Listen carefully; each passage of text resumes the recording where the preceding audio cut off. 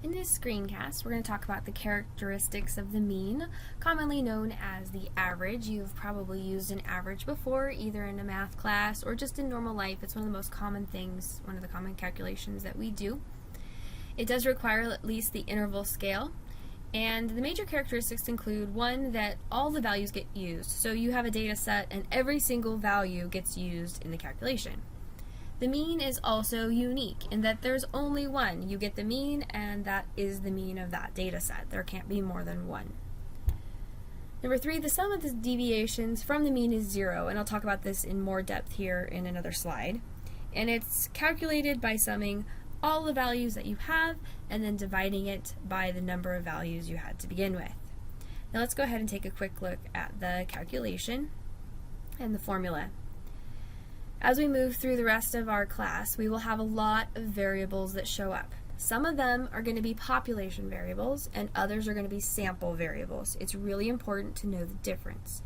Most of our population variables are going to be Greek letters. So the first letter you see there that looks kind of like the English U, but has a little tail on it, it has the long side on the left, is called mu. MU. So that's the Greek lowercase letter mu, and that will stand for the population mean. We will use it a lot. You're going to want to memorize that that's what it is. We then have equals, and then we have the summation sign, which is uppercase sigma, and that means to add up. Now X just designates all of the numbers that we have in our data set. So we're going to add up, which is the sigma, all of our values, and then we're going to divide by uppercase N. Uppercase N is the exception really to the rule for population variables being Greek letters. But large N just represents the population, so how many data points were in our population. So we're just going to add up all the values and divide by how many values there were. Okay, so as a quick example, there are 42 exits on I-75 through the state of Kentucky.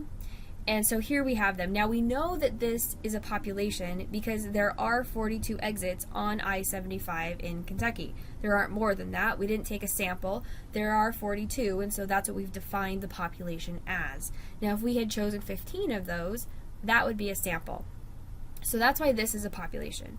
So then if we want to know what the mean is, we would take all of those 42 numbers and add them up, and then we would divide by n. So when we do that, we get 182 over 42, giving us 4.57 as the average distance between the 2 points. All right, once again, let's go ahead and talk about the difference between the population and the sample. We have these two words. One's a parameter, and it's a characteristic of a population, and the other is the statistic. That's the characteristic of the sample. And in terms of what we mean by characteristic, it can be a number of things. In this case, what we're talking about is the mean. So the mean is a parameter.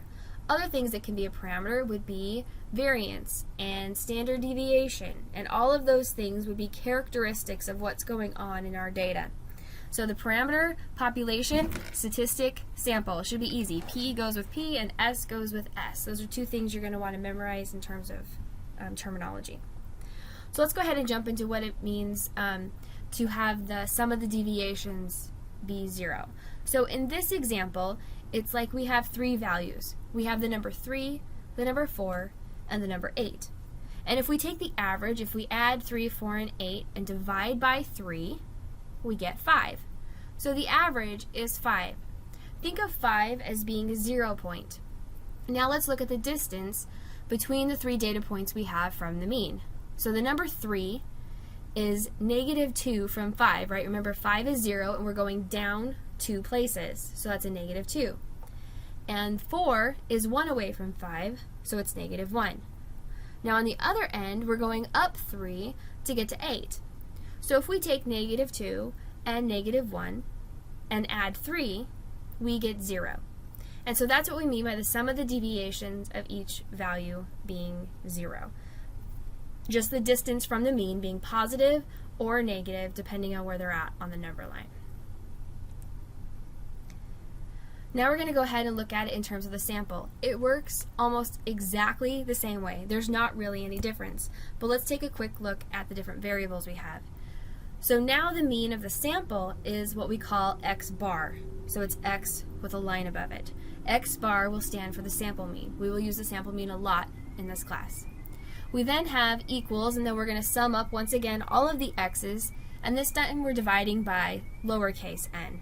N equals sample size. We talked about that last week in class. So n is our sample size. So the formula itself hasn't changed. We've just used sample variables instead of population variables. That's the only difference we see here. So here we have Verizon studying a number of minutes used by clients in a particular cell phone rate plan. And a random sample of 12 clients showed the following number of minutes used last month. So here we have this data that we're going to use, and it's a sample of 12. We didn't use every customer. We only used 12 of them. So that's why we use the sample variables. So we add them all up, all 12 data points. We divide by 12, and we end up with an average of 97.5. Once again, we haven't changed the formula at all. We've just changed which variables we're using. Now we have the weighted mean. This one is just a little bit more complicated, but it is actually the same thing. So the weighted mean may make you look, when you look at the formula, it may look a little bit crazy, but bear with me for just a minute. All we're doing is doing a little bit of algebra to simplify. It's actually easier if we look at the example that we have on this next slide. So here we have the Carter Construction Company, and it pays its hourly employees $16.50, $19, and $25 an hour. So there are 26 hourly employees. 14 are paid at $16.50, 10 at $19, and 2 at $25. So what is the hourly rate? Well, we have 14 people that make $16.50. I could take $16.50 plus $16.50 plus $16.50 plus $16.50 14 times.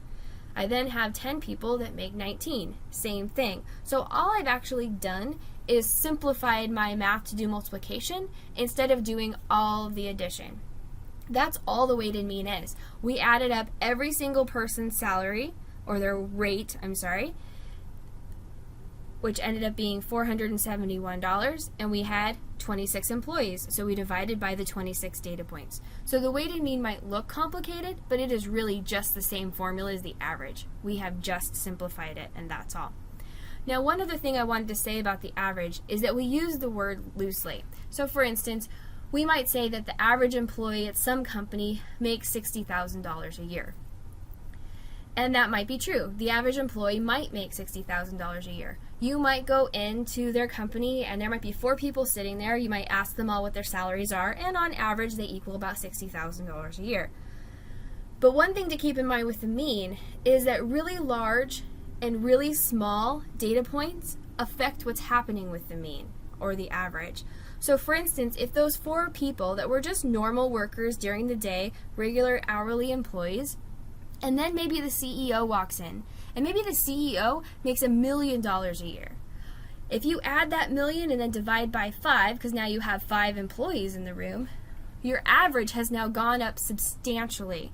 But that doesn't mean that now the average worker makes whatever that is, $350,000 or whatever. So just be careful in how you use the word average, because sometimes in social context it may mean something else. But in terms of the actual formula, we are just adding up and dividing by the total number of data points.